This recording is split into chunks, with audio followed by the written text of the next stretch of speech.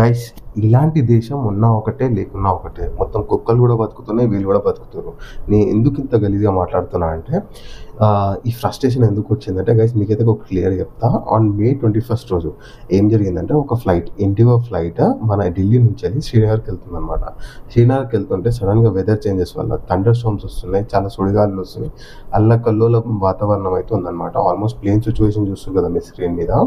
So ఇలాంటి సిచ్యువేషన్లో మన వాళ్ళు ఏం చేశారంటే మన ఫ్లైట్ అతను పాకిస్తాన్ ఎయిర్ క్రాఫ్ట్కి అయితే రీచ్ అయ్యాడు అనమాట.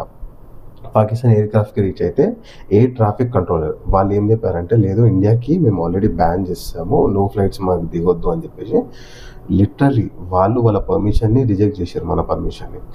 ఈ పర్మిషన్ రిజెక్ట్ చేశారు. సరే ఈ పర్మిషన్లో అంటే ఇక్కడ ఓన్లీ ఒక్కళ్ళు ఇద్దరు అంటే ఏదో అనుకోవచ్చు కదా, ఆల్మోస్ట్ 220 మెంబర్స్ ప్యాసింజర్స్ అయితే ఉన్నారనమాట. 220 మెంబర్స్ ప్యాసింజర్స్ వీళ్ళైతే వీళ్ళ ప్రాణాలను అయితే డేంజర్ సిచ్యువేషన్లో పెట్టారు. సో దేవుని దేవల్ల ఎట్లనో మన పైలట్ చాలా జాగ్రత్తగా ఈ 220 మెంబర్స్ని మెల్లగా తీసుకెళ్ళి శ్రీనగర్లో ఎమర్జెన్సీ ల్యాండింగ్ పర్మిషన్ తీసుకుని అక్కడైతే ల్యాండ్ అయిపోయారనమాట. ఇప్పుడైతే సేఫ్ అందరూ.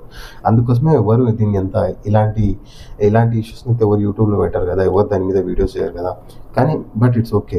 నాకు తెలుసు ఈ వీడియో కూడా ఎంతమంది రీచ్ కాదు, మా అంటే 100 మంది లేకపోతే 200 మందికి రీచ్ అవుతుంది, దానికంటే ఎక్కువ రీచ్ కాదు. That's okay. అయినా నేనైతే చేయాలనుకున్నా చేసిన వీడియో. మళ్ళీ ఎందుకు చేస్తున్నా అంటే ఇలాంటి ఒక కంట్రీకి, ఒక వర్స్ట్ కంట్రీకి మన ఇండియాలో కూడా ఇక్కడ తినుకుంటా, ఇక్కడ అన్నం తినుకుంటా, మన ప్లేట్లోనే చేయలు పెడతారు చూడు. ఒకటి మన సమంతాను కూడా చెప్పుకో, వీళ్ళకి సపోర్ట్గా పోస్టులు కూడా పెడుతుంది, పోస్టులు డిలీట్ కూడా పెడుతుంది. సమంతానే కాదు గైస్, చాలామంది ఉన్నారు ఇలాంటి వాళ్ళకి సపోర్ట్ చేస్తూ ఉంటారు. అంతేకాకుండా నేనైతే నా స్ట్రాంగ్ బిలీవ్ ఏంటంటే, ఎవరైతే ఇట్లా సపోర్ట్ చేస్తూ ఉంటారు కదా ఇలాంటి కంట్రీస్ని, వీళ్ళని ఫ్లైట్లో పెట్టి అదే సిచ్యువేషన్లో అదే స్టేట్లో అదే కంట్రీలో తీసుకోవాలి. మీరేమంటారు? అప్పుడైతే వీళ్ళకి తెలుస్తుంది అనమాట ఈ 220 మెంబర్స్ పడ్డే బాధ.